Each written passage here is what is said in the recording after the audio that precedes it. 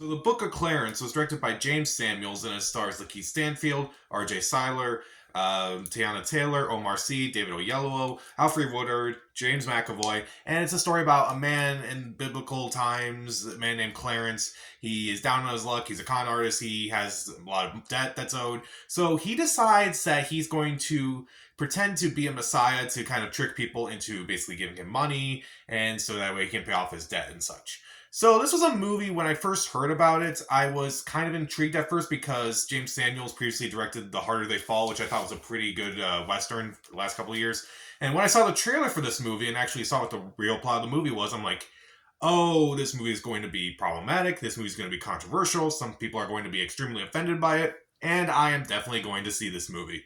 So this was actually a movie I got a chance to see last week. It was a mystery movie, and I was very intrigued by it beforehand. So it's like, okay, this is really cool. I get to see this movie that I really wanted to see beforehand. I was kind of hoping this movie was going to be along the lines of something like, say, Monty Python's Life of Brian. It kind of feels like it is going to be a little bit controversial. It is going to not necessarily make fun of religion, but like kind of make fun of like aspects of it. But and honestly, when movies kind of tackle religion, I kind of try to avoid talking about those because I know that religion's a very difficult subject for a lot of people, and sometimes religious movies can be popular. But honestly, I'm not a big fan of religious movies or movies that address religion.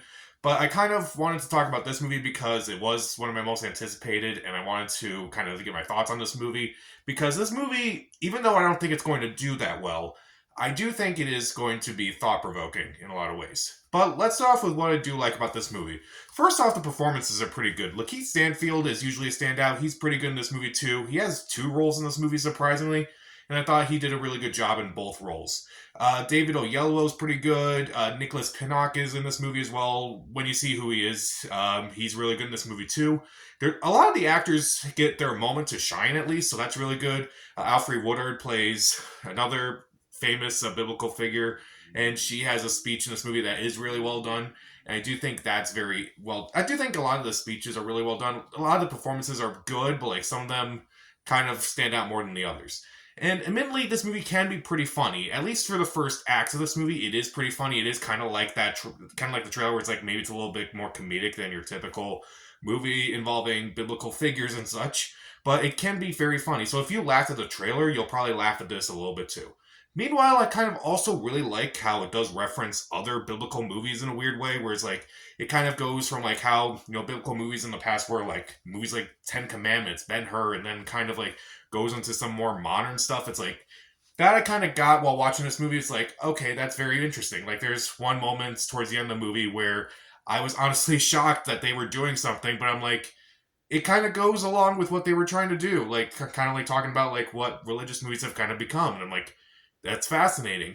But that kind of leads into a problem I have with the movie, but I'll talk about that later. Meanwhile, even though the movie is, I feel like a lot of people are going to go into this movie thinking, or they see the trailer for this movie and they're thinking this movie's going to be, offensive to, Jesus and such. Honestly, the movie has a pretty good portrayal of Jesus, and I think it's really well done. And I think a lot of those people who are saying this movie looks blasphemous and looks evil and such, honestly, I would say give this movie a watch because not only is the portrayal of Jesus good, but also there is a redemption story that is actually very well done. It is very effective and such, and it's less of a takedown on religion and more of the redemption story. Honestly, it's hardly that at all, if I'm being honest. And the music itself is pretty good. James Samuels also did the score of this movie, and the soundtrack itself is also really good, surprisingly. It's very well done. It does feel epic at times. I really dug the music of this movie, too. And I would say this movie is very thought provoking because, like, at first it kind of starts off like this weird combo of, like, epic and comedy and such. And while the comedy kind of subsides, it does kind of make you reflect on, like, some of the choices you do make and kind of, like, where you kind of stand on various issues. It is a very interesting movie. And again, I feel like a lot of the people who kind of saw the trailer and they were like, this movie looks horrible and offensive and such, I would say give this movie a chance because this movie may not be as bad as you think. So, is there anything about this movie I don't really care for? Well, the movie itself is a little tonally inconsistent. As I mentioned, the movie itself is pretty funny for the first act, but then it kind of gets less funny. In fact, it gets incredibly serious by the end of the movie. And sometimes the jokes just don't land entirely. Instead of coming off as something like say from Monty Python or even someone like Mel Brooks. Instead, it kind of comes off as something like you would see out of a scary movie. Not great, honestly. It again, it kind of does go back into the whole, maybe this is how biblical movies were like, so maybe I'm being a little too judgmental about that. Again, kind of going back to like some of the themes of the movie. It's definitely something where it kind of like, I was kind of shocked by the turn it took, but at the same time, if you kind of know various things, it's like maybe it's not that big of a surprise that I kind of went in this direction. Also, I would argue this movie's a bit too long. This movie is 2 hours and 9 minutes long, and I feel like this movie was a bit too long. It definitely kind of drags at various points. There are some moments where I'm like, you didn't really need this in this movie, so you honestly could have like cut it out entirely. You wouldn't have missed anything. And also, even though it does have a nice message about, it does have a nice redemption story, and the fact that it doesn't actually go as far as it does, I'm kind of a little upset it doesn't go farther, honestly. If this was going to be like something that was going to, comment on something that's like, larger than just, how biblical movies are, I feel like it would have had a lot more impact. Like, I kind of wanted something about, like, I kind of thought this movie was going to tackle something about, false prophets and how people kind of follow those and kind of like abandon their other principles and such because of these false prophets.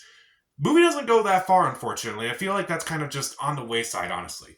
But again, I have been thinking about this movie ever since I saw it last week, so there's that at least. And any movie that kind of makes me think more after watching it, especially a week after, I do think it is worth watching. So I would say I would definitely check this movie out at some point. The performances are pretty good. The comedy works. The references to biblical movies is very fascinating, and commentary about it is very fascinating as well. It is very thought-provoking at times. There is a good portrayal of Jesus, at least. And again, less of a takedown of religion, more of a redemption story. And the music itself is pretty good as well. And even though the movie's a bit too long, it's a little too tonally inconsistent. And again, I kind of wish it went a little further in its commentary. I feel like this would have been a much better movie. But again, because I'm thinking about it so much afterwards, and I feel like a lot of people who dismiss this movie should see this movie, honestly. I definitely would recommend this movie at some point. So I'll give it 3 out of 4 stars. See it. That may be a bit too high, but honestly, I'm thinking about it a lot ever since I saw it. So, what was a movie what's your favorite satirical movie, or like, what's your favorite, I don't know. So, what movie made you think after a while? I think that's a much better question, honestly. Comment down below, subscribe to the channel. This is Pat. Stay safe.